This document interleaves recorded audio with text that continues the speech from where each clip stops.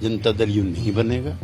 नीतीश कुमार जी, हम पहले भी आपके माध्यम से कह चुके हैं, वो तमाम योग्यताएं उनके अंदर हैं जो किसी प्रधानमंत्री पद के दावेदार के लिए होनी चाहिए। यूं भी पहले भी कई मुख्यमंत्री देश में प्रधानमंत्री बने हैं। चौधरी चरण सिंह बने हैं, देवे गौड़ा बने हैं, वीपी सिंह बने हैं। हमारे जो अध्यक्ष हैं ललन सिंह, वो भी स्पष्ट कर चुके हैं कि घोषित तौर पर, अघोषित तौर पर नीतीश जी प्रधानमंत्री पद के दावेदार नहीं।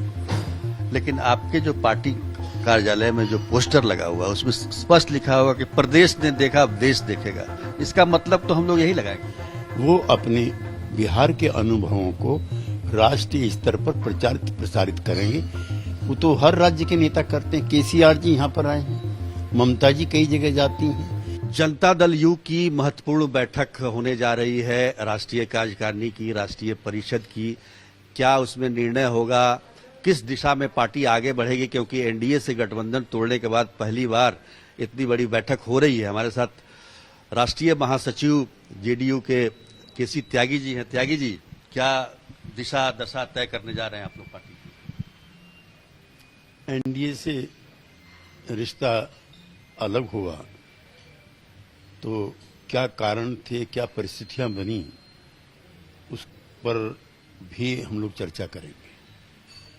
किस प्रकार पिछले विधानसभा चुनाव में चिराग मॉडल इंप्लीमेंट करके जेडीयू को सिस्टमेटिक तरीके से कमजोर किया गया।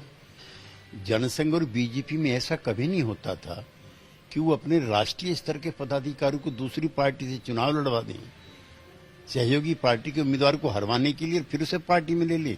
जैसे श्री राम प्रकाश चौरसिया जी, जो उनके मुख्यमंत्री के चेहरे थे, उनको उन्होंने चिराग पासवान की पार्टी से चुनाव लड़वा दी।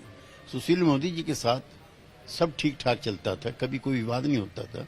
उनको हटा करके उनकी जगह दो बना दिए उन्होंने पदाधिकारी, और पहले दिन से ही उन सवालों को उठाना शुरू कर दिया जो कभी एनडीए के एजेंडे का हिस्सा नहीं थे, ताकि यहाँ का वातावरण दूषित हो सके।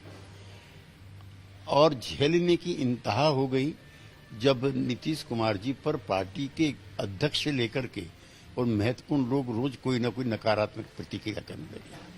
तो हम इसको भी बताएंगे कि क्या कारण थे छोड़ने के, नंबर 1। नंबर 2, नीतीश जी के एनडीए से बाहर आने के बाद अचानक जो डिमोरलाइज्ड अपोजिशन था, उसमें एक नई रक्त का संचार हुआ है।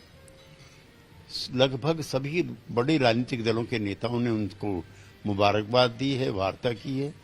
लगभग सभी क्षेत्रीय दलों के प्रमुखों ने उनसे मिलने की इच्छा जाहिर की है और वार्ता की है। तो शीघ्र वो दिल्ली भी आएंगे, सब लोग मिलेंगे भी। और उन्होंने जैसा कहा है नीतीश जी ने, वो अब अपना काफी समय विपक्ष की एकता के लिए लगाएंगे, 2024 के लिए लगाएंगे।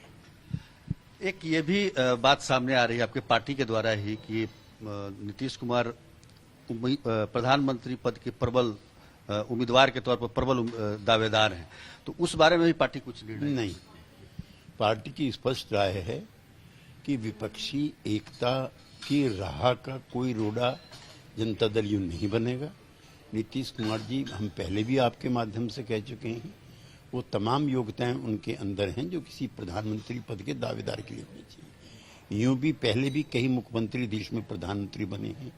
चौधरी चरण सिंह बने हैं, देवे गौड़ा बने हैं, वीपी सिंह बने हैं, नरेंद्र मोदी बने हैं, नरसिंह राव बने हैं। इसलिए नीतीश कुमार जी भी योग्यता और अनुभव के हिसाब से कम नहीं है। लेकिन हम विपक्षी एकता की धार को कम करने का कोई काम नहीं करेंगे। लिहाजा हमारे जो अध्यक्ष हैं ललन सिंह, वो भी स्पष्ट कर चुके हैं कि घोषित तौर पर, अघोषित तौर पर नीतीश जी प्रधानमंत्री पद के दावेदार नहीं। लेकिन आपके जो पार्टी कार्यालय में जो पोस्टर लगा हुआ है उसमें स्पष्ट लिखा हुआ कि प्रदेश ने देखा अब देश देखेगा। इसका मतलब तो हम लोग यही लगाएंगे। वो अपने बिहार के अनुभवों को राष्ट्रीय स्तर पर प्रचारित प्रसारित करेंगे। वो तो हर राज्य के नेता करते हैं। केसीआर जी यहाँ पर आए हैं, ममता जी कई जगह जाती हैं, कई और भी मुख्यमंत्री जाते हैं। तो उसको इन अर्थों में नहीं देखना चाहिए। अच्छा, ये बताइए त्यागी जी कि विपक्षी एकता में कांग्रेस भी शामिल है? बगैर कांग्रेस के, बगैर वामपंथियों के कोई सार्थक विकल्प भाजपा का नहीं बन सकता। जनता दल यू की ऐसी राय है। कई लोग जो तीसरा मोर्चा बनाने का सोचते हैं, गैर कांग्रेसी गैर भाजपाई, वो भी असफल नहीं हो पाएगा। कुछ लोगों की राय वामपंथी दलों को अलग करने की है, वो भी नहीं हो पाएगा। अगर कोई कंप्लीट कॉम्प्रिहेंसिव अपोजिशन बनना है, बीजेपी का विकल्प बनना है, तो बगैर भेदभाव के, छुआछात के सबको इकट्ठा होना पड़ेगा। मतलब कहने का मतलब कि उम्मीदवार कोई भी हो सकता है, किसी भी पार्टी से हो सकता है। सारी पार्टियां मिलकर, जेडीयू अकेले नहीं तय कर सकता। जेडीयू को अगर अकेले तय करना है और 272 उसके नंबर हैं, तो नीतीश जी हमारे प्रधानमंत्री हैं। लेकिन जब इतने सारे दल मिलेंगे तो सभी दलों के नेता मिलकर के बैठ करके तय करेंगे। और हमारी तरफ से कोई ऐसा प्रयास नहीं होगा कि विपक्षी एकता में हम कहीं रुकावट।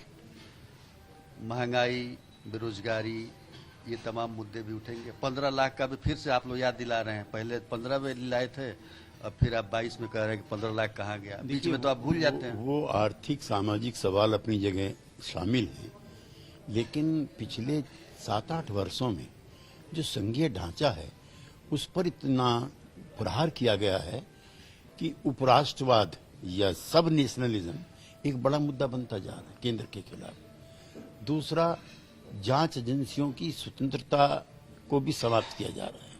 अब कोई जांच एजेंसियों पर यकीन नहीं करता, वरना ईडी, सीबीआई इनकी बड़ी साख हुआ करती थी, तो इनके बेजा दुरुपयोग ने भी ऐसी परिस्थिति कर दी है। तीसरा, जो सवाल इतिहास के गर्त में दब गए थे, उन सवालों को उठा करके देश की जनता की भावनाओं को भड़काने का और वोट संग्रह करने का एक और कुत्सित षड्यंत्र भी चल रहा है। महंगाई से सब प्रभावित हैं, बेरोजगारी दिन पे दिन बढ़ती जा रही है, लिहाजा ये सारे सवाल भी हमारी चिंता के विषय होंगे। इस पर भी विचार विमर्श। इस पर भी विचार विमर्श होगा। तो 2 दिनों का ये गहन विमर्श होगा, चिंतन होगा जेडीयू के नेताओं के द्वारा। और सबसे बड़ी बात कि विपक्ष को एकजुट करना है। पूरे इस जिम्मेदारी जेडीयू ने उठाई है बिहार से। अब इसमें कितने सफल होते हैं ये देखना बाकी है। कैमरामैन दीपक कुमार के साथ सुजीत कुमार झा, पटना।